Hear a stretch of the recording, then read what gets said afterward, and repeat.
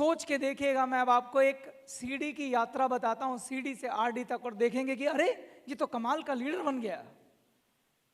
चलें एक सीडी की यात्रा करते हैं, सीडी से आरडी तक चलें।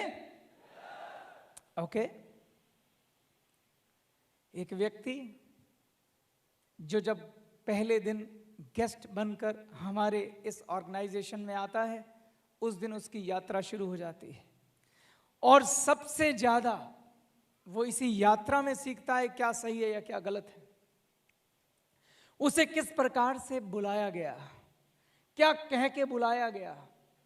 अगर उसमें एथिक्स नहीं होंगे, ईमानदारी नहीं होगी, तो पहले ही दिन आपने एक लीडर का, एक भावी लीडर का चरित्र का हनन कर दिया। तो सबसे पहले जब उसे बुलाया जाए तो उसमें ईमानदारी और ऊंचा चरित्र झलकना चाहिए।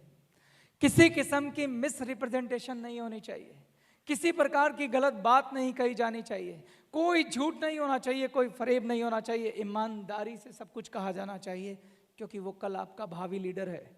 झूठ की बुनियाद पे लीडर नहीं बना करते। उसके बाद जब वो बिजनेस प्रेजेंटेशन देखता है, कोई मिस रिप्रेजेंटेशन नहीं। उसके बाद जब वो सीडी बनता है, जिस दिन वो सीडी बनेगा उसकी लीडरशिप की यात्रा शुरू हो जाएगी। जब वो गेस्ट को इंट्रोड्यूस करेगा, गेस्ट उसे क्या बोलेंगे, कौन से रिजेक्शन वो फेस करेगा, किस किस प्रकार की वो ना सुनेगा, किस किस तरह से वो हाँ पे पहुंचेगा, किन किन सवालों के वो जवाब देगा। जब वो 1 to 1 लोगों से बात कर रहा होता है, उसकी लीडरशिप निखरना शुरू होती है। सीडी लेवल पर जब वो रिटेल शॉप चलाता है, जब वो प्रोडक्ट बेचता है, जब प्रोडक्ट की खूबियां बताता है, जब वो प्रोडक्ट के बारे में प्रेजेंटेशन देता है, जब वो प्रोडक्ट को खुद इस्तेमाल करता है, तो उसके अंदर एक लीडर पनप रहा होता है। जब वो लोगों को कारण बताता है कि क्यों मेरा प्रोडक्ट किसी और से बेहतर है, उसके अंदर लीडर पनप रहा होता है। उसे कहने दीजिए, ये उसकी बारी है, उसकी जगह आप मत कहिए, उसे सिखाइए, उसे ट्रेन कीजिए, उसे बोलने दीजिए। जब वो व्यक्ति सीडी लेवल पर होता है, जब वो ट्रेनिंग अटेंड करता है, एजुकेशन अटेंड करता है, जब वो उस कमरे पे जाता है, वो कमरा गलत नहीं था, मेरा तरीका गलत था। जिस रूम को मैंने लिया था वो रूम गलत नहीं था, वो तो एक जगह थी, उस जगह पे हो क्या रहा था वो गलत था। आप जानते हैं जो ईडी लेवल पर इस तरह के रूम बनाए जाते हैं, उन्हें ऊर्जा केंद्र कहते हैं हम, फायर स्टेशन, क्योंकि वहां पे ऊर्जा का ऐसा प्रवाह होता है कि नेगेटिव से नेगेटिव, मायूस से मायूस डिस्ट्रीब्यूटर भी चार्ज हो जाता है। तो ऐसे सेंटर बनाने चाहिए, ईडी लेवल पे ऐसे काम किए जाने चाहिए। लेकिन वहां होना क्या चाहिए, वहां पर एक सीडी को मौका दिया चाहिए, अपने अनुभव शेयर करो। कैसे अनुभव, आपने गेस्ट को इनवाइट किया, गेस्ट ने क्या बोला, आपने प्रोडक्ट ट्रेनिंग दी, प्रोडक्ट ट्रेनिंग में आपने क्या सीखा। जब वो 15-16 लोगों के बीच में बोलता है, आधा कच्चा आधा पक्का, धीरे धीरे उसकी लीडरशिप का विकास होता है। एक पीढ़ी जब ये शेयर करता है, वहां पे अनुभव, दिस बिजनेस, मैं एक लाइन में एक बात बोलता हूं, what is this business? This business is sharing sharing sharing sharing sharing sharing sharing sharing sharing sharing sharing sharing sharing. ये बिजनेस सिर्फ अनुभव बांटने का बिजनेस है, क्योंकि ये प्रैक्टिकल बिजनेस है। आप मेरी इस क्लास में थ्योरेटिकल बातें सीख लेंगे, लेकिन प्रैक्टिकली जो सीखना होता है वो अनुभव से सीखा जाता है। ऐसे कमरों में सीडी को, पीडी को, ईडी को अपने अनुभव शेयर करने चाहिए, हर बात के अनुभव शेयर करने चाहिए, खट्टे मीठे, हंसी मजाक सब शेयर करने चाहिए। एक शानदार ऊर्जा का माहौल होना चाहिए।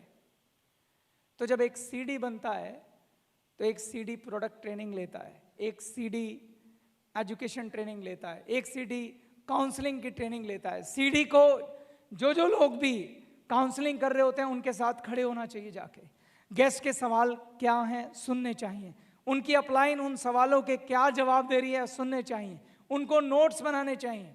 उसके अलावा काउंसलिंग के ट्रेनिंग प्रोग्राम अटेंड करने चाहिए।